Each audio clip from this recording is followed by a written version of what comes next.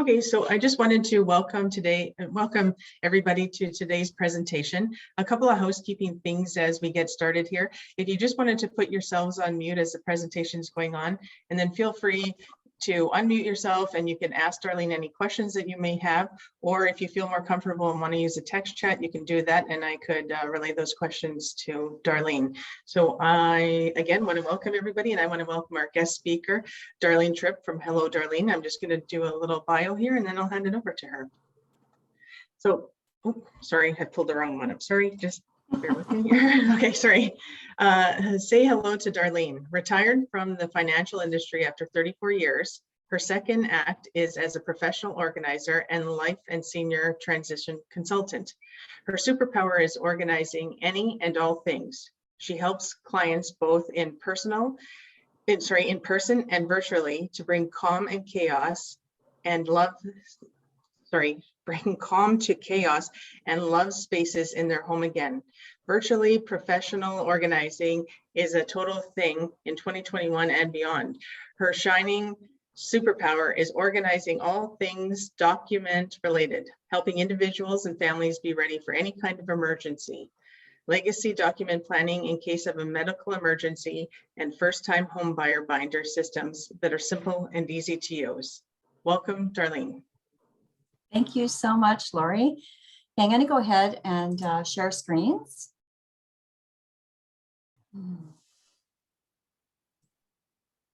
Lori, if you can just confirm that you can share, you can see my screen. Sure. Yep, not up yet. It's not? No, not yet.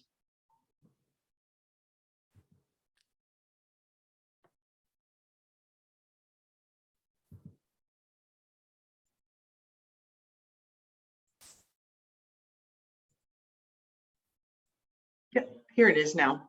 Okay, perfect. Thank you so much. No problem. Okay, so thank you so much to Lori and Piero for inviting me to present today. And I'm going to be just sharing my slides. Just 1 second here. Perfect. Okay.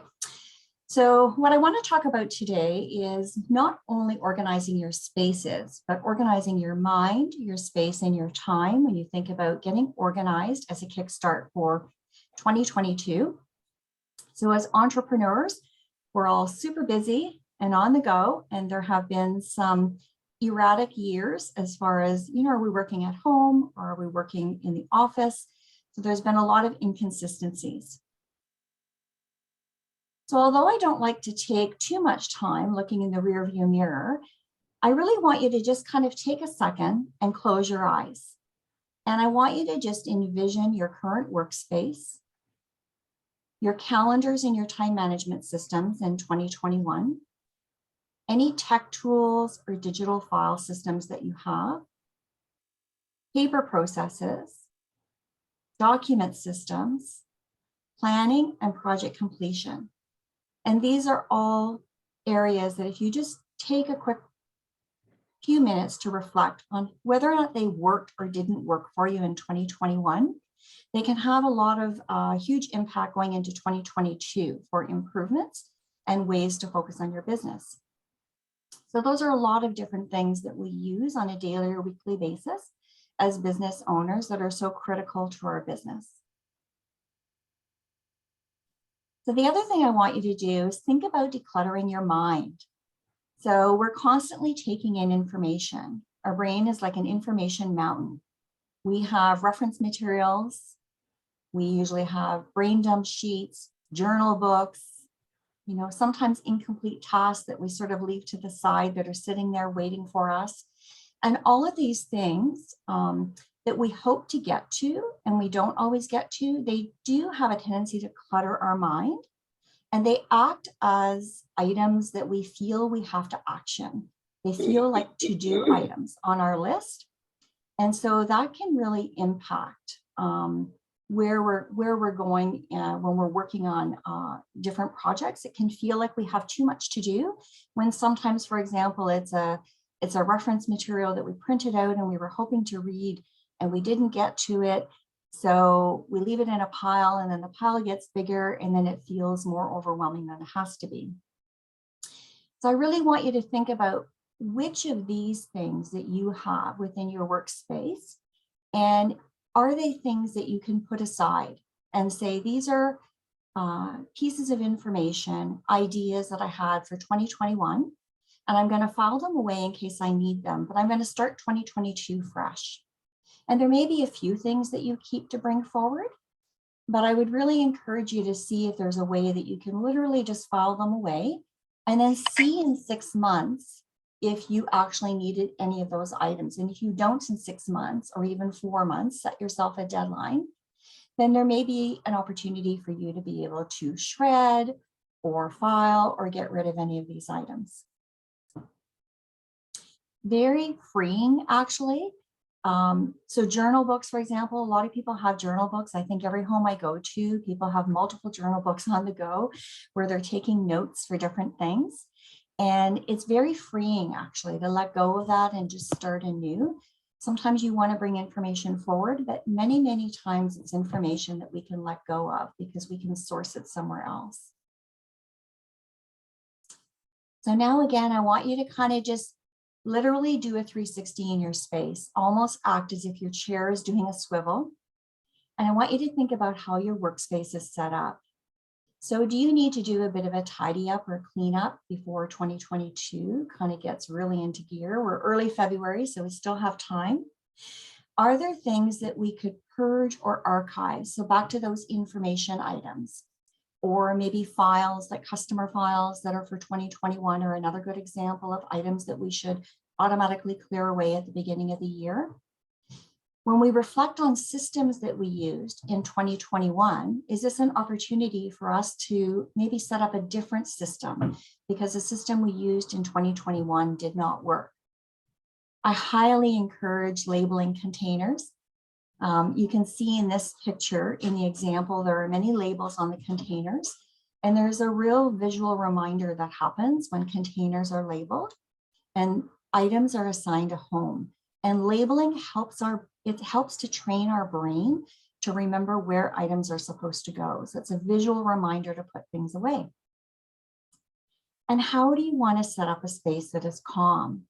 I love this picture because it's in front of a window and there's a plant. For me, I like to sew, so I like the fact that there's a sewing machine there as well in the workspace.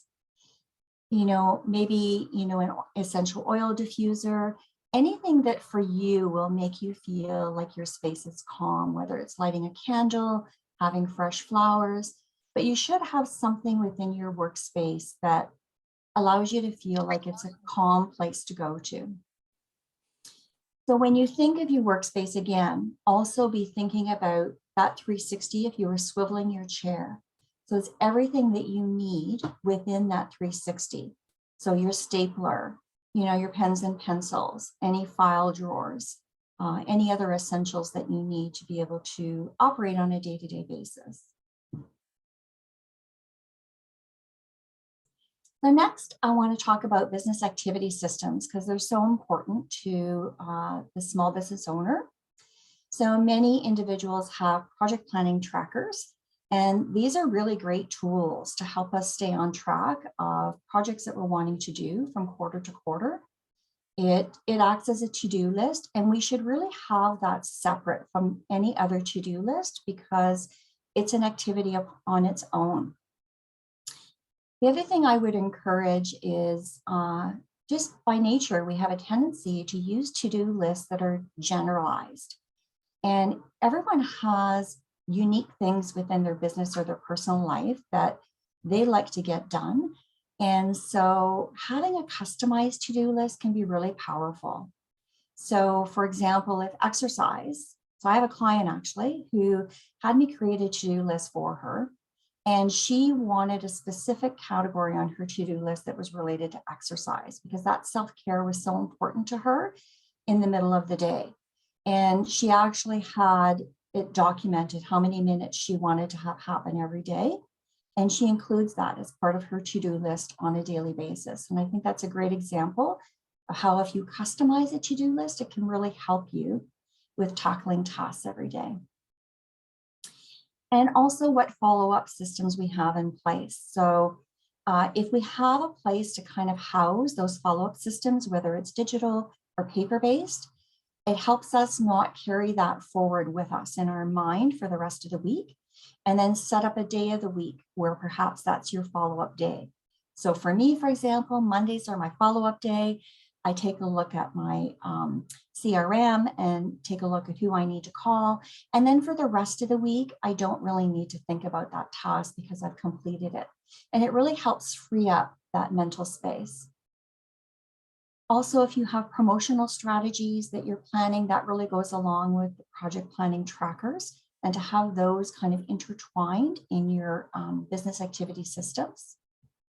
Calendar planning, I'm going to talk a little bit more in another slide or two, but it's so important. And a lot of people ask me about time blocking and color blocking, and I highly recommend it. It's very effective for a lot of people.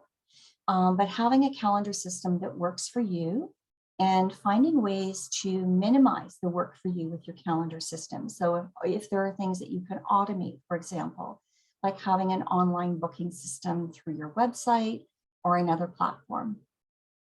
And let's just talk about social media, because it's almost like a social media monster. It can take up so much time.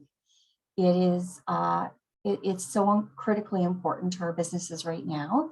So we really have to have that as one of our business activity systems and have it incorporated within our time management systems. And lastly, I think it's the new acronym for 2022, which is RGA.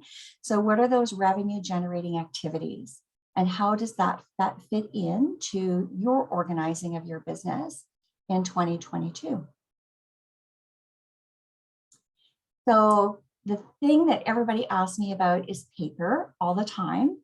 And what I always say to everybody is, so many people struggle with paper. This is not an uncommon thing because we always have so much paper coming into our homes, arriving in the mail. It's coming at us from all directions. So I call it the paper monster, and it can be kind of hard to stay on top of. You know, who loves like filing stuff? Not very many people do. So these are just a few tips that I want you to think about. The first one is, archive your documents for 2021 as soon as you can. So it's early February. So if you haven't done that already, then please do. And if you have, then yay, that's awesome.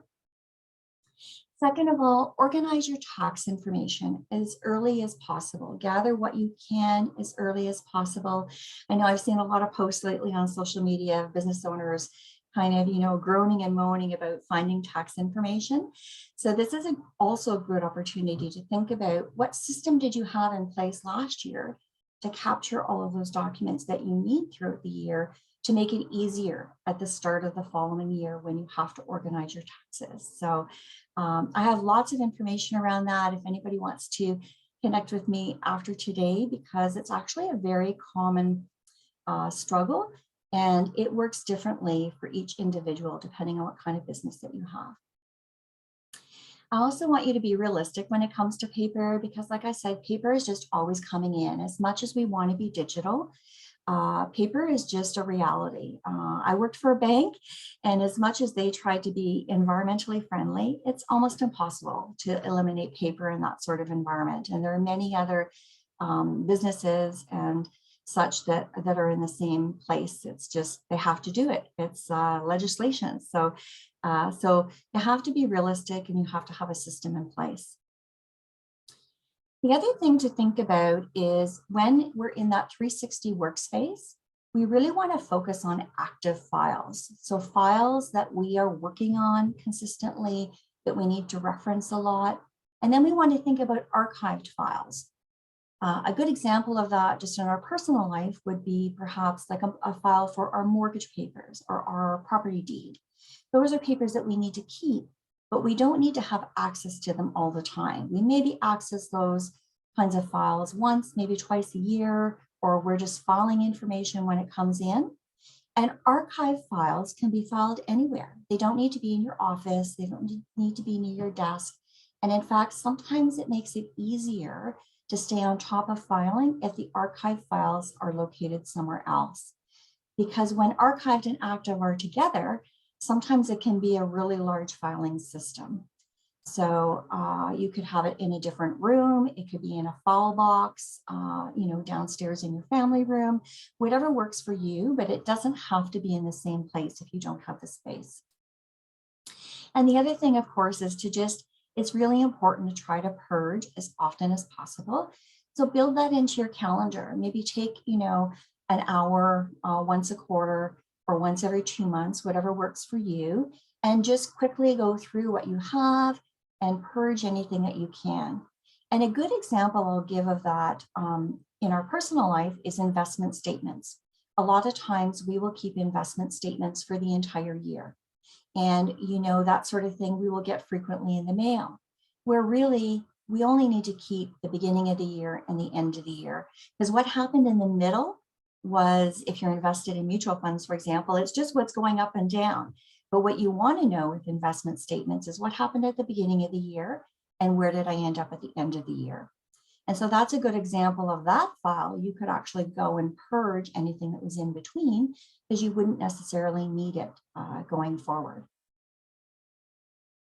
I know I'm throwing a lot of stuff at you when it comes to papers, so we'll have opportunities for questions. So this is a whole bunch of tips for you. And what I would say in general, when I talk about the paper monster and I'm helping clients, is we typically have systems at home that are too complex. So just a couple of quick things. You want to have a physical inbox of some kind. So what's coming in your home that you need to action right away? So is that bills? Is it invoices? Any kind of to-do list? You want an action file, things that are more urgent that you're doing on a regular basis. Set up a reference file. So those journals, those little notes of paper that we've taken, like today, we're going to take notes because we've been at a webinar. So have a reference file where we can keep that sort of information, and then we can sort of monitor how quickly it's growing and when we would need to purge through that. You need to have an archive system. We do always have to keep documents that are archived, but again, that doesn't need to be front and center. And then we need to stay on top of those digital files. So when I think of social media, I think about the pictures we're taking and all the scripts we're creating, and all of that is digital files that we don't necessarily manage as quickly as we could. And it does really take up a lot of memory, and it makes it harder to find things going forward sometimes as well, depending on the system you have. So that's just another area kind of to think about, is anything digital that you have.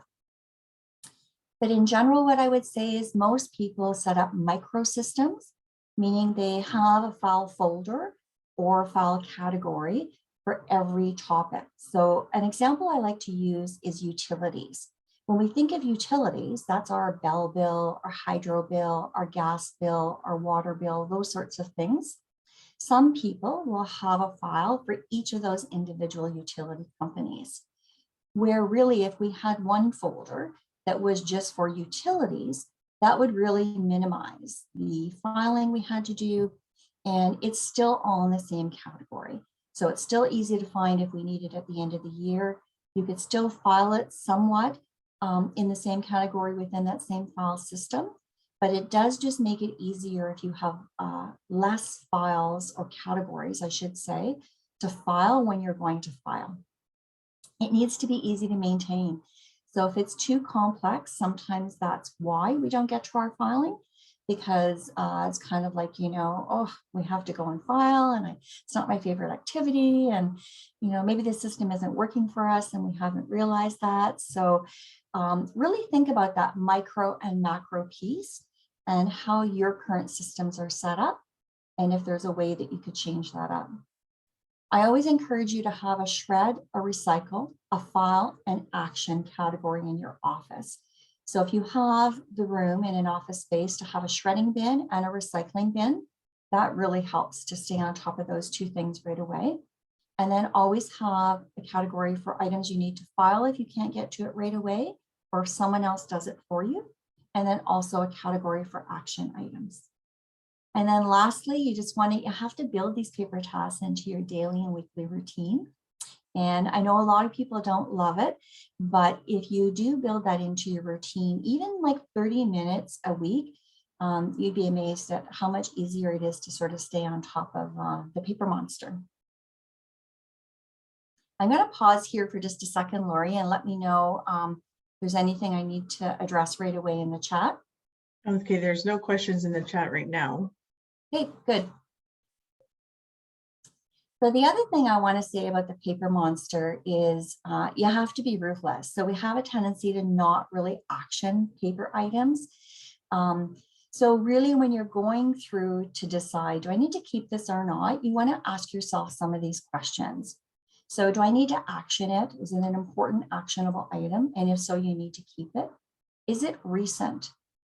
Many times we keep paper items because we don't know how long we need to keep it or if we might need to resource it in the future. So whether or not it's recent, and can you find it somewhere else if you need to? So can you quickly resource this information on the internet again if you decided that you wanted to use that information? And my rule of thumb is if you haven't used it in 1 year, will you actually use it going forward? And that's why I sort of like that at the end of every year. If you take a look at what you're kind of carrying forward, that's a great way to kind of set that along with your tax time is a great way to do that. Also, how will you be impacted if you get rid of it? So tax information is a good example, right? We could be significantly impacted if we get rid of important tax information. But if it's reference material, how will that actually impact us? Will it impact us negatively or not? Will I still be able to do all of my day-to-day activities? And that's a really powerful question when you think of paper and you think of that question. And then, of course, are there guidelines? So income tax is always the perfect example. You need to keep income tax documents for at least 7 years. Some business for self-clients like to keep it for longer, up to 10. It's really a personal choice, but CRA only requests 7. But you want to make sure that you're looking into whether or not there are any guidelines for paperwork that you do need to keep. So time, so managing your time. So I really like to encourage people to just list everything that you do in a day, you know, and that includes, are you in charge of making supper every day at home as well? But list all of those items and then highlight the items that don't get done on a consistent basis on your list. And those are the items that you really want to be thinking about. And A, are the items that potentially they're not as impactful as you thought they might be, so you could let them go? Or are they items that you could potentially delegate, like maybe ask, you know, your partner if they could cook supper twice a week, for example, or if you have an assistant that could help you with doing some filing, those sorts of things. So make a list of everything that you do in the course of a day. And it's a good idea to kind of record like how long do each of those items take? And that gives you an idea as well of how you're spending your time during the day. And then again, like I say, highlight the items that you're not doing, most importantly. So time blocking is kind of a hot topic. And I would say for some people, it doesn't work, but for many people, it does work effectively. I highly recommend that you use colors if you're going to time block on a digital calendar. So for example, maybe customer appointments are one color, administrative time is a second color, and you keep those sorts of things consistent in your calendar because visually we really relate to color and it helps us to kind of understand how we're using our time in those days much more easily. The other thing that's important with time blocking is to have it at consistent times. So if you decide that, you know, every Monday from 10 to 12, I'm going to do administrative tasks, filing, payroll, whatever it would be, make sure that you dedicate that time every Monday from 10 to 12 if you have the ability to do that with the kind of business that you have, because it really trains your brain to protect that time for yourself and to make sure that those important tasks get done. And lastly, you have to build in self-care. So, you know, especially with what we've been going through, it's important that you schedule, you know, a lunch, a walk, some yoga, some meditation, whatever is important to you. And if you build it into your calendar, it's much more likely to get done. I have a friend actually that blocks off an hour for yoga every day in the middle of the day. And when I first saw that, I was like, really, you do that? And she was like, absolutely 100%. And she said, I'm so much more productive after I've been able to do that. And it's no different than taking an hour for lunch. But because she actually schedules it as yoga, it's become a habit and she's been able to stick to it. So along with time blocking, I want you to think about, like, when are you most on your game? So when are you the strongest during the day? So for some people, it's in the morning. For some other people, it's in the afternoon. Others, it could be at night. And those are the periods of time that you want to tackle the most difficult tasks. So if payroll is a struggle for you, you want to tackle that task when you are at your strongest. And then you want to guard that so-called power hours or power hour time. You want to guard that time so that it's on your calendar, it's blocked off, and that's what's going to help get those tasks done, because it's consistent and you're able to kind of tackle it at a time where you're the strongest. Again, you have to be consistent. And the other thing I would say is those RGA activities, those revenue generating activities, that should be in your power hour. So if you have the kind of business where you're making phone calls, sales calls, you're doing follow-up, anything like that, or if it's administrative tasks for you, you want to have those revenue generating activities when you're your strongest and you're on your game. And then when, we're feeling a little sluggish, maybe for some people it's in the afternoon, for others it's in the morning, that might be the time where you're doing and scheduling out tasks that are the easiest tasks for you to do. You can kind of do those tasks with your hands behind your back.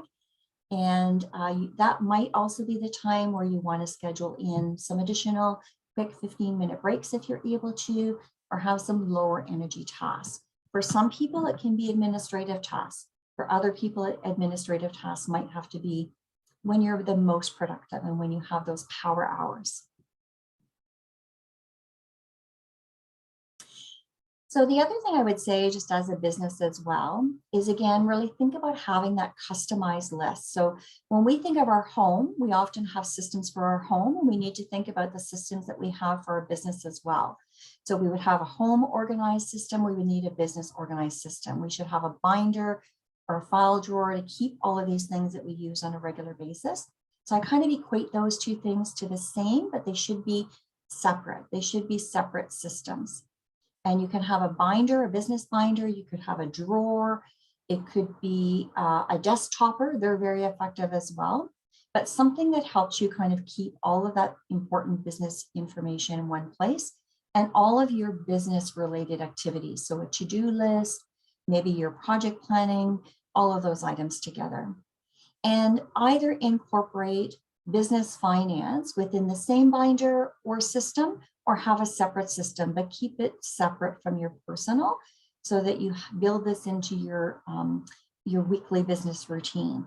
And things like, do you need to scan receipts or, input entries into QuickBooks, keeping, maybe you're taking back a credit card, any of those kinds of things, you want a separate place from that so that it's separate from your business and personal life. So I'm a retired banker, and I can't tell you how many times people would come in, and it's totally okay to have, if you're a sole proprietor, to have things just in your name, but it is much easier if you're able to separate that personal and business, all those pieces when it comes to finance.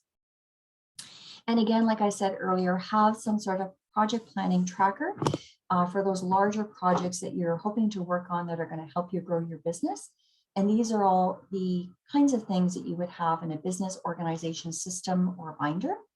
I'm a binder girl, so I can create one for you. I can create a customized list for you, or you can create your own, but I really encourage you to have some sort of system to keep track of all those important business documents.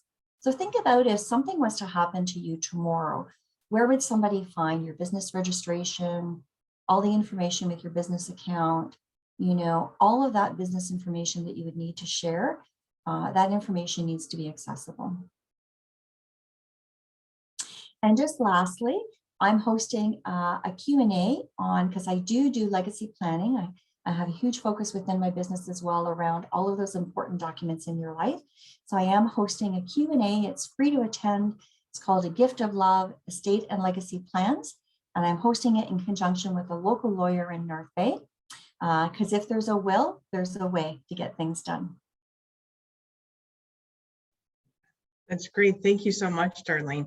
We'll open the floor to any questions. There was a question in the chat about copies of the slides, but that's just your personal slides right now. And if you have any questions, they can get a hold of you. Yeah, please feel free to get a hold of me. And I do actually have some PDFs, like downloadable PDFs that are accessible to people as well, either through my website or I can email them to you if you're looking for particular tips.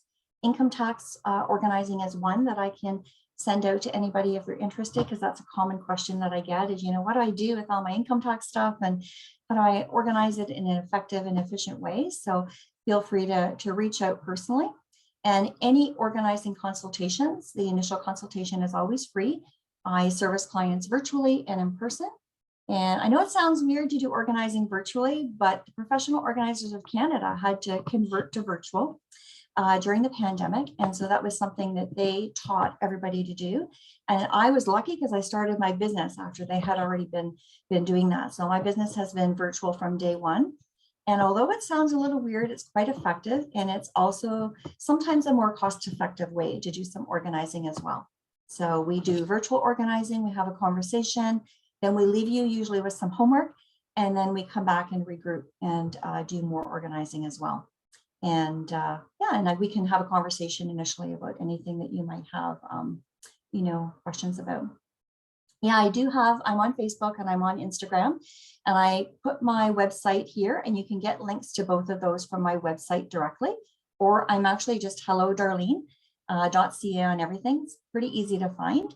And I'm pretty active on all those medias as well as LinkedIn as well. Great. Does anybody else have any questions?